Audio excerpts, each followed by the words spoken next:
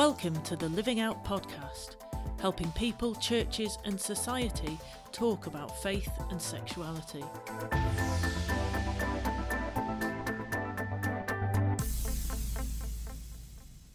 Hello and welcome to this special bonus episode.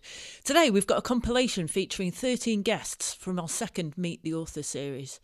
I'll give you details of our next podcast season later, but in the meantime, enjoy the show.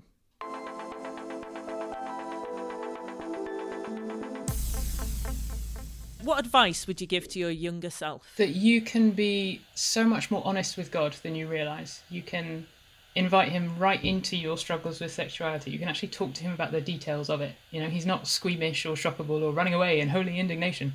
So you can face these feelings that maybe you're not proud of, and you can hold his hand while you're doing it. Talk to people about what you're experiencing, the questions you've got. I think my younger self, which is a long time ago, would be to not worry about what other people think of you, and to just to be who God wants you to be without worrying what other people think. Take a risk, reach out, get the help you need, build friendships, build them deeply, value people who are trustworthy. Invest in friendships and deep relationships. Yeah, I wasn't a Christian when I was growing up, but I think my advice would be it gets better. Hang in there. Just because something seems overwhelming now, it isn't too big for God to deal with. So try not to panic about the distant future, but embrace Jesus and his goodness every moment, even when it's painful. I think being courageous and coming to terms with the idea that if Christianity means dying to yourself, then it's going to cost you something. It may not cost you something in this particular area, but it'll cost you a lot in every area of your life, and it should do. And so you need to be prepared for the cost that it may well mean for you and be prepared to pay it. This is your life. Don't think that this is the temporary sort of neutral phase before real life starts when you get married. Live your life now. Pay attention. To my younger self, I would say the simple things of pursue relationship both with Jesus and with good friends. But those two things are the most important. The older I get, the more and thankfully being taught by Jesus that pursuing him is the vital thing. He is the only place in which I will find true lasting satisfaction. I want to grow in pursuing him, experiencing with that. But also just that friendship is one of the, if not the greatest gifts that God gives us after himself in a sense.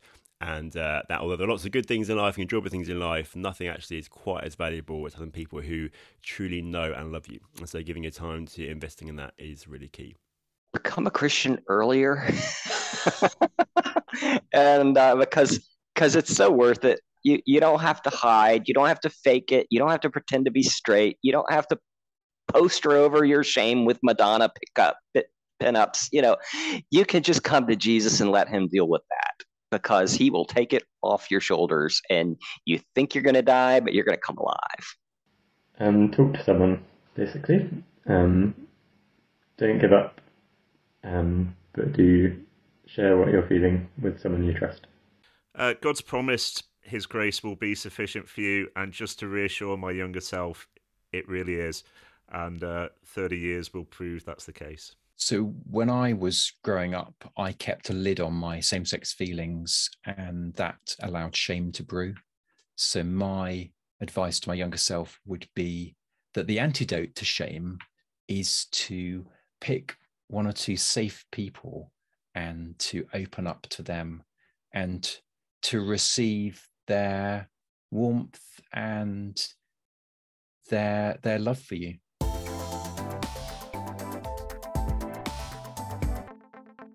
What's your favourite or best book or resource? I love Greg Cole's book, Single Gay Christian, both for the honesty of the story. Partly it actually runs quite close to my own story, and also for his wisdom about language. Really appreciate Single Gay Christian. And at the risk of being nice to Ed, I still think the plausibility problem is superb. I'd really recommend Is God Anti-Gay by Sam Albury, and Gay Girl, Good God by Jackie Hill Perry. I think both really helpful and clear, and will let you know you're not alone. I think Preston Sprinkle's Living in a Grey World is excellent. It's written for Christian young people, but it's suitable for pretty much anybody. I've actually written a book review for this on the Living Out website, so do check that out for more information. There's one that was really helpful by Andrew and Rachel Wilson called The Life You Never Expected. It's about their experience of having children with autism, and but just looks at lots of those things about how do you wrestle through these things, how do you live well when life doesn't turn out the way you planned. The best book I've read recently is Andrew Bunt's book, Finding Your Best Identity, which I wish I'd read when I was younger. It really struck a chord with me, really did, and I think everybody should read it. One book that I find myself recommending to people really often is Cutter Calloway's book, Breaking the Marriage Idol, which does a fabulous job of making a case that the problem with the way we think about marriage and singleness right now is not that we think marriage is too great and singleness is too terrible, but actually that we have too low a view of both vocations, and that by elevating our view of one, we can also elevate our view of the other. There's also a relatively obscure book, and it was one of the first that I found in this conversation, written back in like 1980, I think, called The Returns of Love by Alex Davidson. I'm 90% sure that is the title and the author. It's a man writing pseudonymously about his experience of attraction to the same sex. It's situated in a different moment in culture, and so I appreciate the different perspective that I think it offers, while still aligning so much with the heart of what I think the gospel offers to folks who are in that position. Present Company Accepted. I think Preston Sprinkle's book, People to be Loved, is probably the book. That's the book that, for people who want to go a bit deeper into the subject, I tend to recommend first. It's not the easiest starting read, but I think it's the best one at sort of treating most of the material comprehensively. Again, Present Company Accepted. I often point people to What Does the Bible Really Teach About Homosexuality by Kevin DeYoung. I find it's a not too long book and covers the biblical teaching thoroughly without too many pages, and then it's got a nice sort of second half which goes through the common objections to that biblical teaching. I'm so grateful to God for putting in my hands, I don't know how, but a copy of Wes Hill's Washed and Waiting, which was, life-changing. I can remember it arriving. I can remember sitting and reading it in this room in one sitting. I can remember crying, just knowing that there was somebody else like me who was both same-sex attracted, wanting to follow Jesus, also somebody that read quite a few books, and just finding a friend through a book was life-changing moment.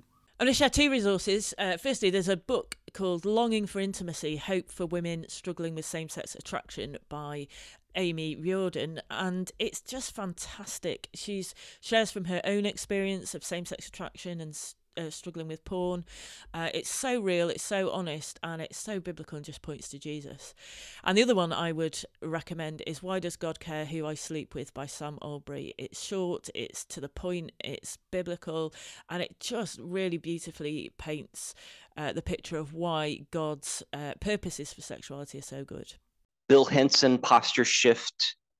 He has two books that I frequently recommend for parents and pastors who are trying to figure out what to do with the kid who just came out as gay or trans in their youth group. He has a book called Guiding Families of LGBT Loved Ones. He's solidly evangelical and committed to the biblical sexual ethic. He himself is in a mixed orientation marriage, and he's been doing this he's trained over 70,000 Christian leaders so far in how to make their church more biblically inclusive.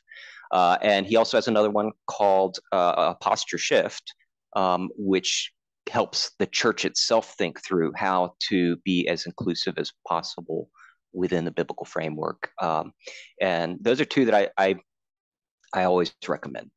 I'm on the staff team for an organisation called Journey UK. They're a Christian charity that provide courses. It's like the gospel, but really deeply applied. And so it's pretty unique, actually, in the Christian sphere. I've not found anything else like it, but I think they're amazing. I would go for a newish resource on the transgender conversation, which for so many of us is a really relevant thing, a book by Preston Sprinkle called Embodied. I just think it is by far the best single volume kind of Christian treatment on transgender conversation, partly because he's done his research and he's really thought it through, really wrestled with the Bible says, really wrestled with all sorts of different forms of and her subjects, approaches to research of the topic, but also just Preston's heart, as in all his work, really just shines through his love for people, his heart that reflects the heart of Jesus, his desire to really help people is so prominent in it. And so I just think it's by far the best Christian introduction to that conversation, embodied by Preston Sprinkle. Well, anything on the Living Out or True Freedom Trust websites, I guess.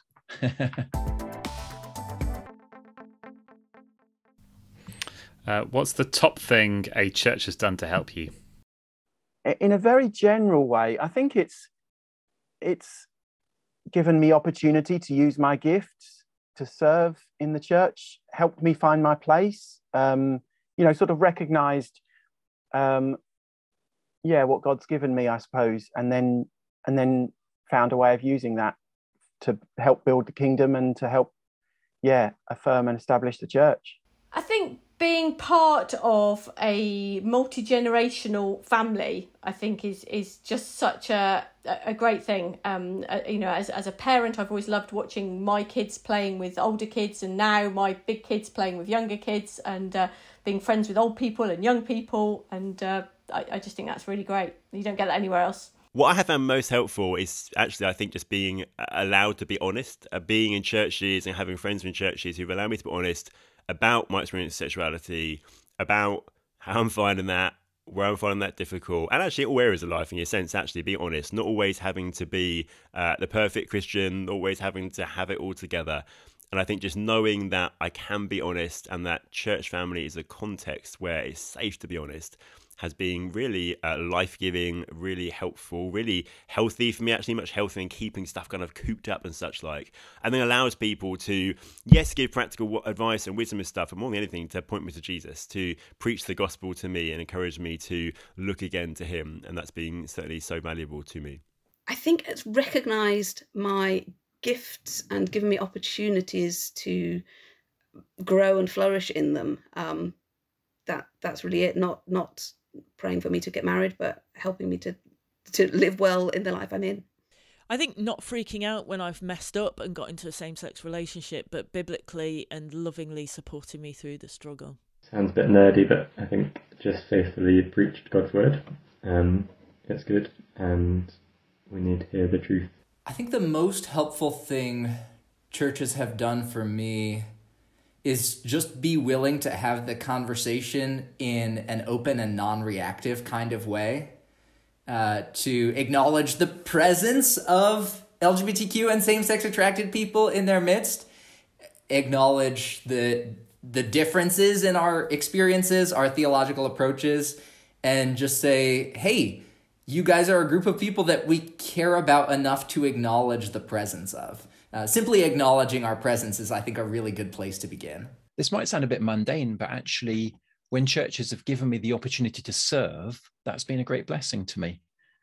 Through serving alongside other people, be it, organising a kids' work session or even just lugging boxes up and down the stairs. That's actually been the places that I've built the best relationships of trust, and you can have good conversations with people when you're just setting up a stage or something, and that's been helpful for my sense of belonging. I think churches talking about it, actually, so not leaving gay same-sex attracted people as a sort of invisible group.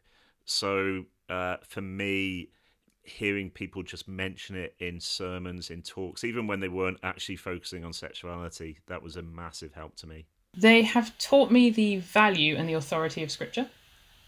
I think I've not always actually been taught clearly or well on sexuality. I've had to educate myself a lot. But because I've been taught that I can trust Scripture, I have read it and gained the convictions that I have about sexuality as a result.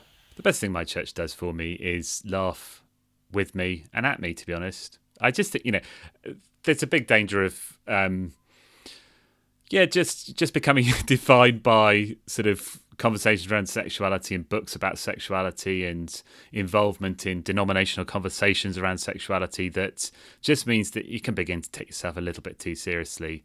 And my church are good at laughing with me and sometimes at me, and I like that. I think our church, the two churches I've had the privilege of serving as a pastor, have never shied away from talking about this stuff, and have modelled settings on Sundays and in small groups and in seminars to talk openly about it and raise difficult questions and engage with them together. And I think a church where these things can be spoken of is immeasurably better equipped to serve people well than a church where they're always greeted with a sort of a cough or a look the other way, or maybe go and read this book instead kind of culture. So to me, churches where you can talk about things are a massive, massive win. We've got another of our popular Living Out days in Sheringham, Norfolk, on Saturday the 11th of February. Join the team as we explore sexuality in our culture, the biblical picture, and how we can support same-sex attracted Christians in our churches. You can find out more and book a place at livingout.org/events. What's been good about your experience of same-sex attraction or singleness? As a single person, I noticed that I actually have, in a sense, a broader and richer experience of family than many of my married friends. Actually, being single has allowed me to be a part of and to be blessed by, but also I think be a blessing to in investing a good number of families around the country. Actually, now having lived in a couple of places.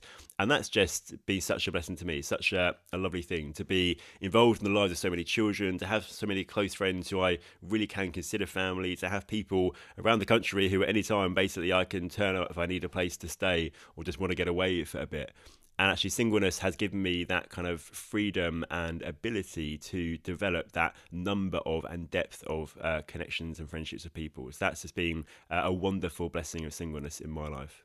Among other things, being attracted exclusively to the same sex has been one of the ways that God has made it very clear to me that I seem to be called to singleness, at least for the time being.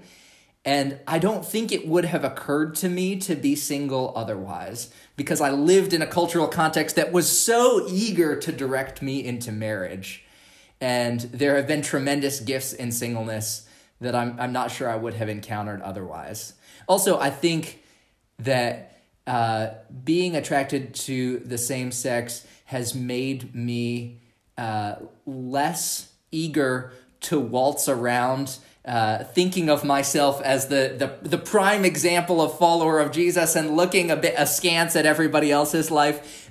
It's been a tremendous reminder of my own ongoing reliance on the grace of God in a way that I think makes me more attuned to the ways in which all of us are entirely reliant on the grace of God.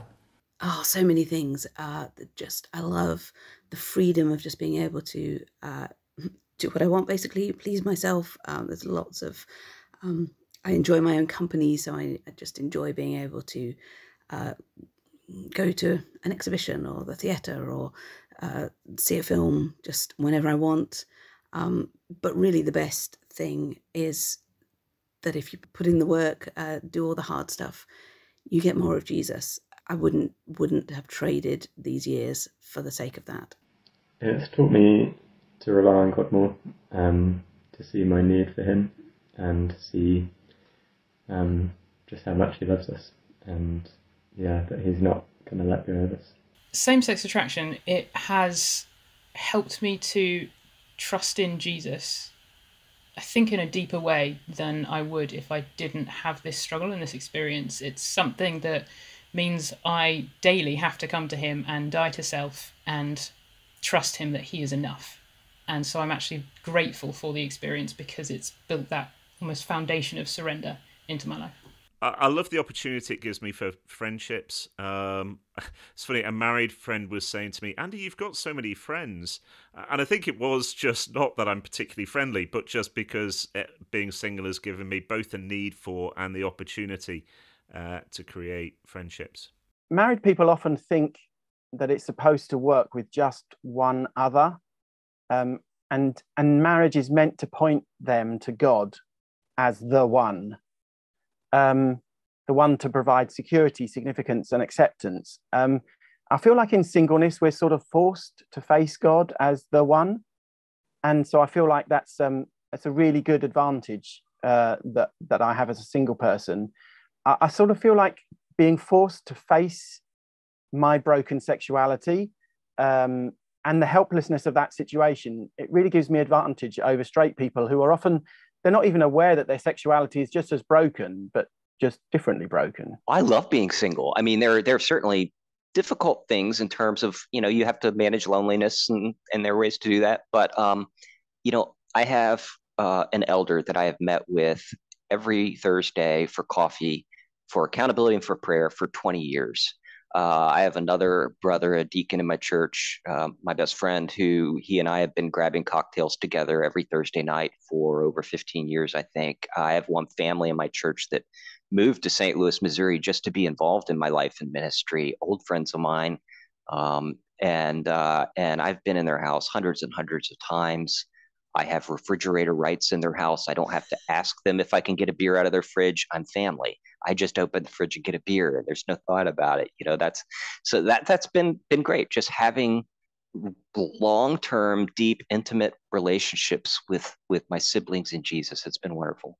I don't think I'd have the honesty and intimacy I enjoy with God if I wasn't same-sex attracted.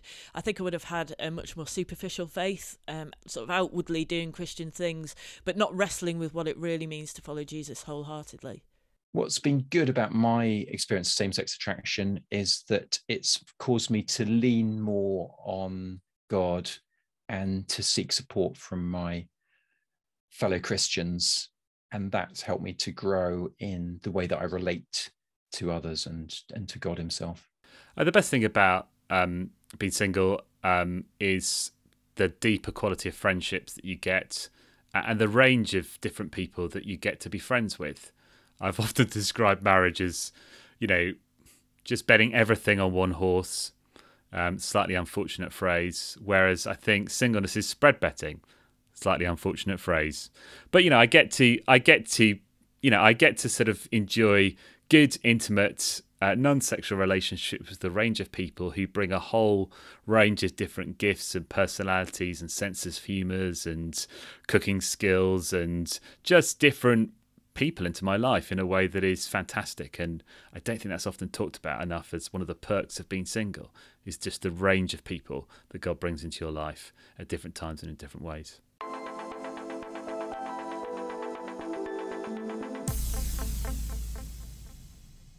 And what's your top tip for deepening intimacy in a friendship? It's such an obvious one, isn't it? But I think talking about experiences of vulnerability, loss, pain, generally take conversations from we have got a degree of rapport to, oh, I actually know something about you that was hard for you to say. It's easier to say that I'm a very extroverted person. I love talking to lots and lots of people. And I think it costs some people a lot more than it might cost me to be vulnerable in that sense, because I don't find that very difficult. But I know that in my case, that's generally what takes you from hello to, oh gosh, I feel like you've entrusted me with a part of yourself, and I want to honour that trust well. So I think vulnerability about things that have been particularly painful or loss-inducing, I expect.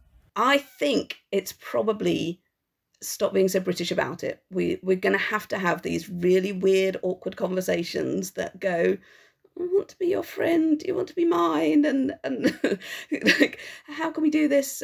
This is sort of what I need, what do you need? And just, having those really awkward, difficult conversations. Honesty. Don't pretend to be sorted. Be honest with your friend.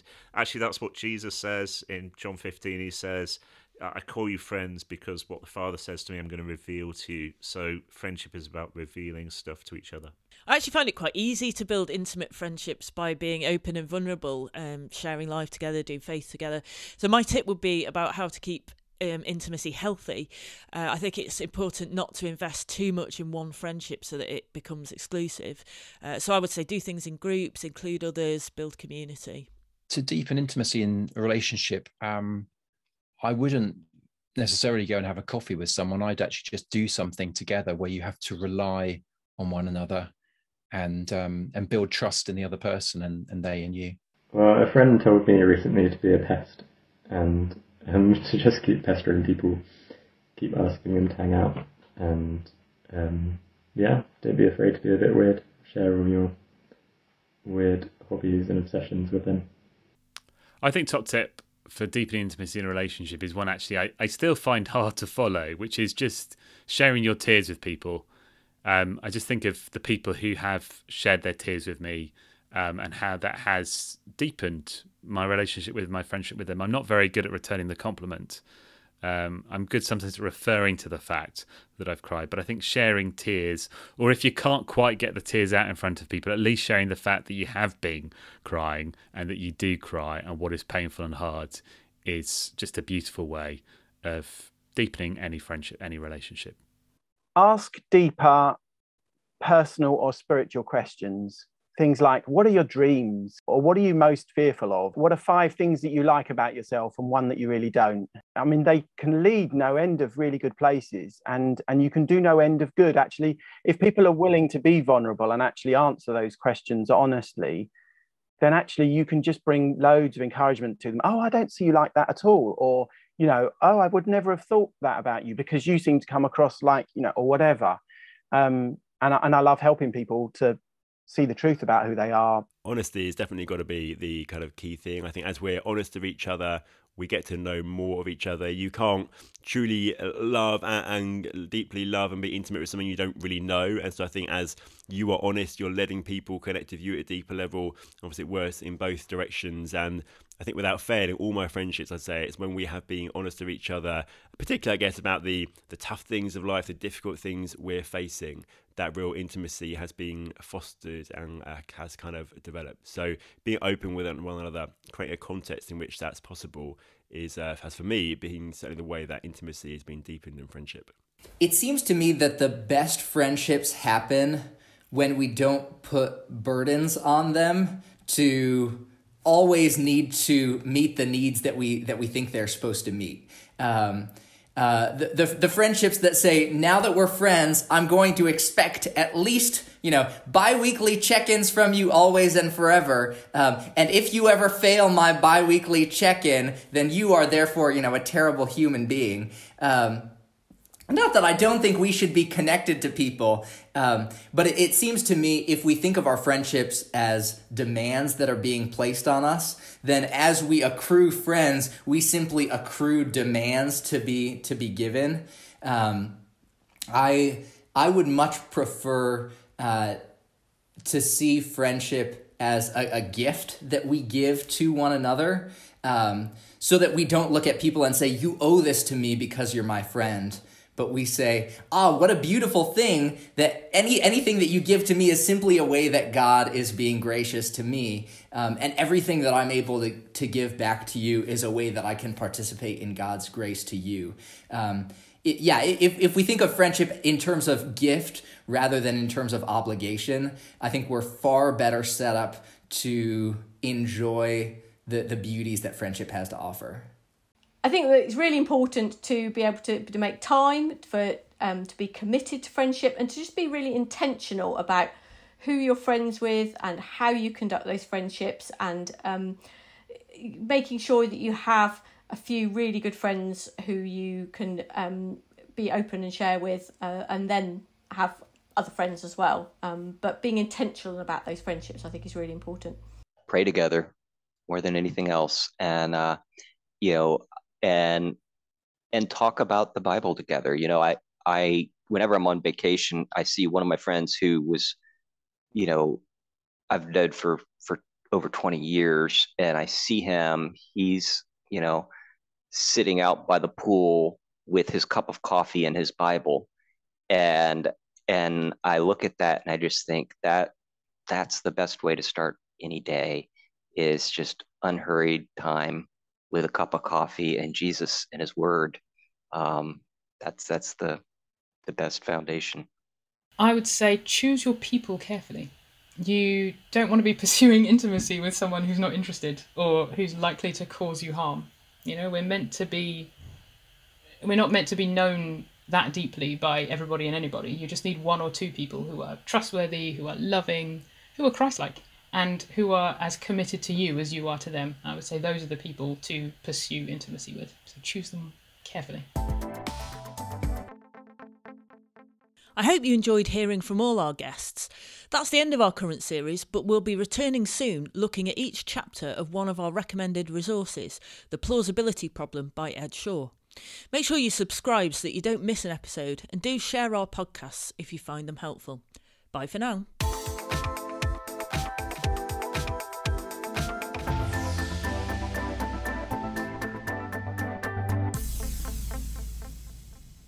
No, I don't want to say that. Hold that thought.